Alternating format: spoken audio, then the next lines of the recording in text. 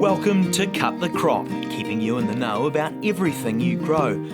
Researchers, growers and other interesting folk delivering insights and information on topics ranging from agronomy to profitability. Brought to you by the Foundation for Arable Research. Hello and welcome to Cut the Crop. I'm Anna Heslop and today my guest is David Densley, farm maize researcher. Now David has just completed a tour of the country from Whangarei right down to, Ashburton, not the whole country. Yeah. Running some Beyond First Principles maize workshops. So today we're going to catch up with David on just the key points, key issues covered in that workshop series. So basically we're just turning one whole day's workshop into a 20-minute chat. So no problems. We can do that, Anna. Yep. So, David, tell us, what were those key topics that you covered? Yes, well, hello, Anna, and it's great to be in the discussion seat again. So, as you said, our Beyond First Principles, we had 7 of those, and this is the second year that we've run Beyond First Principles workshops. And as the title suggests, they are talking about more advanced type of agronomy practices. And so at our workshops, we broke that into 2. We had a morning session, broken up by lunch, and then the afternoon session. The morning session, we actually discussed agronomy practices, some advanced agronomy practices, because it is Beyond First Principles. So we talked on a number of topics there. And then the afternoon, we actually reviewed some of the research that we've been doing, Anna. So that was really, at a high level, that's what we did. Okay, and so what were some of the key things covered in those? Well, maybe if we list them and then we can go into a bit more detail shortly. So we talked about the genetic potential of maize. We also discussed the evapotranspiration rates with the increased soil temperatures. We looked at the cost of production and how that's changing. We discussed deep end sampling and the strategy around that. We also talked about precision ag, and then the opportunity to use some of the research on farm. So that, at a high level, that's what we discussed. Okay, cool. So let's go back and break those down a little bit. Maize yield potential from those hybrids is something you're pretty hot on. Yes, and that's because we've got this enormous potential, within that, with the genetic potential that sits within every seed. Okay, so a farmer buys a bag of maize, sticks it in a planter, and then that genetic potential then decreases because of when we planted, how we planted, the climate, how much rainfall we're going to get. So that impacts that. So we actually spent some time talking about how we might, achieve more of that genetic potential within that bag of maize seed. So that actually, we then talked about this yield pyramid. So as we can see, we in the yield pyramid, we've got the first principles that you can see on the screen. That these first principles are the fundamental, and they make up the majority of the yield within the yield pyramid. And those are paddock selection, hybrid selection, controlling weeds, insects, getting your fertilizer right. We didn't talk about those on the Beyond First Principles, but they're the foundation, and they must be, you don't jump up the pyramid without getting those foundations right. But we did talk about the next from 2 to 5. And so the working up the pyramid, number 2 is we refine the first principles, Anna. So that is around emergence uniformity, within row seed spacing, refine soil fertility and consider cation-base saturation values, managing N inputs, and build more resilient soils. So that becomes the second part of the pyramid. So remember, we're trying to get as most out of this genetic potential as we can. So once we look at those, then we climb up the pyramid. So the sort of, the next hanging fruit, if you like, we manage variability, right? So all our soils are variable. And so how do we do that? And so we need to understand the soil variability in the first instance. We apply variable rate lime. We identify micronutrient requirements. We utilize remote sensing, and that's satellite and or drone. And in the workshops, we actually talked about that, some really smart technologies. So continuing to work up the pyramid, we refine the production system, consider strip till and no-till, explore ways to ban fertiliser, apply variable rate population, and understand your numbers and benchmark. And we're going to do another podcast around production-wise and how you use production-wise to benchmark. And the fifth one within the pyramid, right at the pointy end, we want to explore new ideas. And so if you're doing what you've always done, you'll keep getting what you've always got, Anna, right? So, so explore some new ideas. And so that might include utilise and apply more precision ag technologies, consider crop biodiversity, and managing timing of nutrients. So that's just a summary of that pyramid. A short summary. Okay, so that's around making the most of what's inside every maize hybrid seed that you're putting in the ground. So then the next thing you mentioned on your list of things was around ET, evapotranspiration rates. So they've been quite high? They have. And so, under climate change, we experience warmer summers. Now, the upside of warmer summers is that we can produce as much biomass in a shorter period of time, or as much yield in a shorter period of time, because you're generating more solar radiation and more temperature. So it brings fast forwards production. The flip side to that, however, is that increasing temperatures increases the amount of evapotranspiration rate that is going on in the maize plant. So at the Beyond First Principles workshops, we just looked at Hamilton, for example, and looked at the 21-22 growing season. And on average, we use 50 millimetres more water up through the plant than we did using a 20-year average. So that 50 mils more water doesn't give us more yield. It just means that the plant is pumping 50 mils more. So where's that 50 mils going to come from? It's going to come from rainfall and or from your soil. Now, if you don't get any more rainfall, then it's got to come from the soil. So how do we store more water? How do we retain that water from the winter and bring it over into the summertime? And that's a whole other conversation for another day. Indeed. A big conversation. Yes, it is.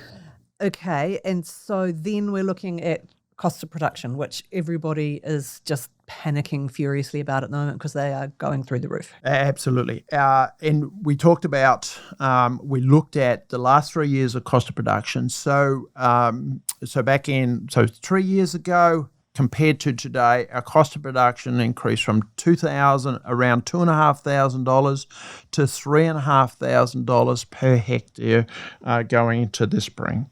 So another $1,000. This is for maize silage. It's based on a 22-ton maize silage crop. The cost of production is increased by another $1,000 per hectare. Now that's acceptable if you're getting more for your grain or for your maize silage. But what happens if the market changes over time and you do get the prices come down, but the cost of production doesn't come down, right? Then those margins are squeezed. So there's no real way around that, is there? No, and that's your cost of production increases, and so we talked about this free nitrogen that sits in the soil, right? And so we spent some time on that. And we're talking about that in other podcasts. So you have to sort of look out for a podcast around deep end sampling and managing nitrogen. So look out for that one.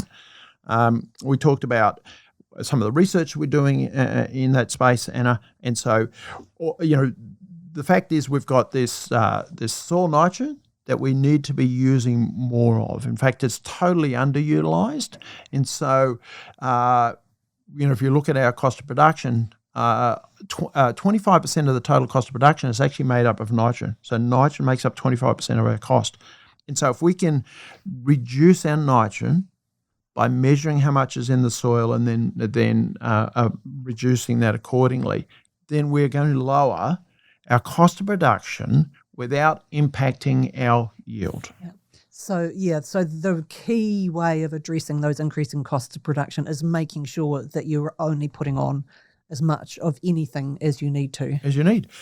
And then there's an environmental, we watch out for that podcast. We talked about the environmental benefits of actually being able to reduce your nitrogen without impacting your yield. So we're not talking about reducing nitrogen and lowering the yield, because that doesn't help at all. We're talking about measuring how much is in the soil, adjusting accordingly, and then without impacting yield at all. So that was one of the other things that you mentioned earlier, is that deep end testing, and that's a slightly newer approach for some people. Yes, it is. The majority of maize growers out there will be applying a blanket rate of nitrogen, and that's typically calculated on simply just a nitrogen removal. So they'll estimate their yield potential and then multiply that by the nitrogen per tonne of production, and then apply that much nitrogen. And so our research has been going on a maize end has been around for a long time. That's the tool that we use to convert that min-N from the soil into a kilos per hectare recommendation. So that's been about for a long time, but really farmers have been slow and the industry has been slow to adopt technology.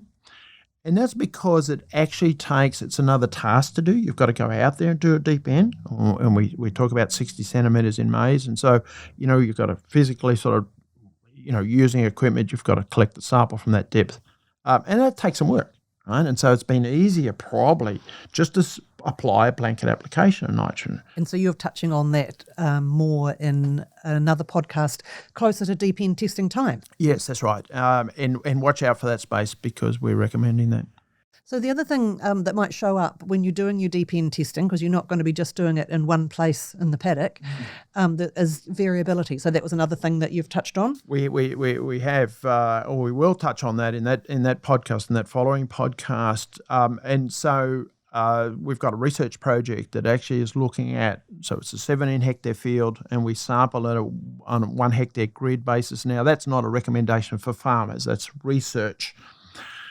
We've done those 1 hectare grids. And so it showed two things. One is there is certainly a lot of nitrogen in that soil that can be used by the maize. And this is a paddock that has been in maize for more than 50 years, right? So it's not a paddock fresh out of pasture, been in maize for 50 years. It showed two things. One, there were certainly areas where there was a lot of soil nitrogen that can be used by the plant. So that's less nitrogen we need. And two, that nitrogen is variable across the field. So when it comes time to doing the deep end sampling, understanding the zones within the field becomes really important. Right? So think about where you sample, where you take the samples. And then that leads straight into precision ag. Yes, it does. And in the morning session, we also talked about precision ag, the different layers of precision ag. We worked through those, and one of those was the understanding the spatial variability. We talked about nitrogen spatial variability, but also, there's others as well. There's PKS variability and pH. So pH is actually variable. Soil pH is actually variable across the field. Now, some research from Snyder and some of the others have shown that for maize at least, if you have a pH of 5.7, compared to, say, a pH of 6.4, you can be losing about 15 to 20% of your yield potential. Okay, a big chunk. A big chunk. So if pH is variable, and it is because we showed a number of examples in our Beyond First principles, we had pHs ranging from 5.5, 5.6 through to 6.5. Okay. And so in those areas where they had low pHs, we're missing an opportunity. We talked about the genetic potential out of that seed. We're not going to realise that genetic potential where our pH is sitting at 5.7, 5.8. Because don't forget, the current practice is simply just go in and do a transect. You get one sample. It's the average of the field, right? So if you've got ranges from 5.7 to 6.4, your pH could come back at 6, Anna. And you might say, I'm okay with that. So tell me, just remind me, what is the ideal pH? What's maize going to love? Yep. So in fact, Snyder's work showed the optimum is 6.8, right? So that's quite high. Yep. And we're not advocating that. The point is that 5.7 to say 6.4, there was that 15 to 20% increase, right? So if you can get closer to 6.4, not on average, but 6.4 spatially across the field, then you're probably in your sweet spot. And it's going to make your maize plant more resilient as well. We talked earlier about that increasing evapotranspiration rates that are going on. If you've got a more resilient plant, You've got a plant that can cope with those drier periods. So it really becomes really important to get that right. So that was your morning session, a Yes. quick whiz through. And I guess a lot of that would have come through into the afternoon when you were talking about applying research results on farm, because obviously we and the rest of the research world don't just do research. Oh, actually, some people probably do it for the fun of it. Yeah. But the idea is that they're coming up with real solutions for real problems. Yes, absolutely. So what we did was we shared some of our research, and that's our Beyond First Principles workshops are in part to talk about. It's an extension process, Anna, and of course that's you're right across that. So we share our learnings from the research. So we talked about our cover crop by Maize establishment system and what we're learning there, right? So that just as a refresh, that's these are on-farm research sites, and we've got 4 different cover crops by 3 different Maize establishment systems.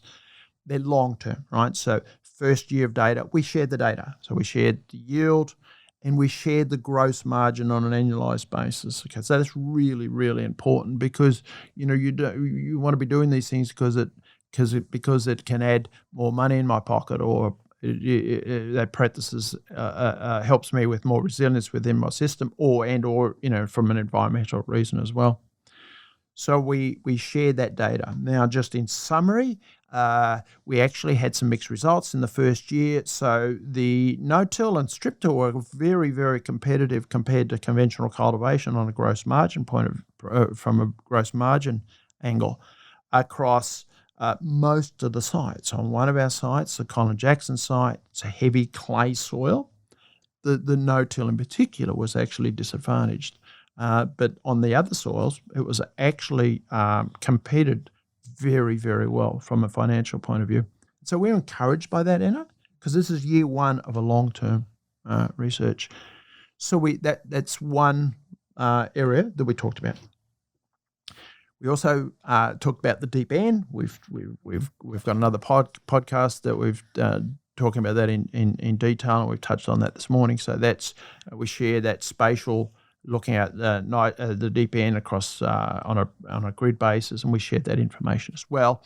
Our nitrogen use efficiency trial, our narrow row by population down here in the South Island as well. So we covered those. And we mixed and matched. So we didn't talk about narrow row width by population in the North Island because it's more specific to the South Island. So we focused on that down here. So they sound like pretty thorough events. We've been getting really good feedback from them, and this is year 2. Is there going to be a year 3? There is going to be a year 3. Well, good luck. Is it more of the same, or are you going to come up with a new program? Yeah, look, I think we certainly want to be talking about our research. It's a great opportunity to summarise our research. So we'll do that in the morning session. We might shake that up a little bit more, because the exciting thing about the maize industry, and you probably expect nothing less from a maize researcher, but we've got an exciting industry, and we've talked about that genetic potential out of that maize. So we're only probably getting 30 or 40% of that potential. So how exciting is that to know that, hey, I've got all this opportunity to get more? The challenge is, how do I go about that, right? So it's a great conversation to have. And we talked about that yield pyramid before. I mean, that was sort of my idea on the pyramid. People will have their own views on that, and they might reason that some of the steps that are further up the pyramid should come down further. And priorities for different people. That's right. Yeah. Absolutely. But again, just want to reinforce the first principles are absolutely critical. These were beyond first principle workshops to challenge the paradigm, right? So we're just pushing out the boat. What are we going to do? What's something we can apply on farm? And we talked about that. So if people were foolish enough to miss these workshops, yes, tut. Yeah. Is there somewhere they're going to be able to find this information in the short term, or do they have to wait till next year? No, they don't have to wait till next year. In fact, we've already had a number of inquiries asking for a copy of that presentation, and some from our retailers wanting to share some of that information with their clients, which is absolutely awesome, right? We do the research and it's open to the industry, and the more it can get out there, the better. So we're going to have this on our website, Anna, and we've been busy with all the workshops. We're sort of just capturing our breath. Of course, we're planning for next year's research, next season's research as well. So that's going on. And we'll get this onto the website just as soon as we can, and we'll notify people when it's up on the website. Yeah, so everybody that was at the workshop will get an email saying it's there. And if you weren't at the workshop, keep an eye on Far Weekly. That comes out on a Sunday, and we'll attach it in there and we'll let people know. Great stuff. 1:00 on Sundays. It turns up on the inbox. It does. Okay, David, that is fantastic. Thank you very much. Thank you very much, listeners. Have a great day on the farm. Thanks for tuning in to Cut the Crop, presented to you by FAR. If you'd like to know more about any of the topics discussed or have any suggestions for future topics, go to www.cutthecrop.co.nz.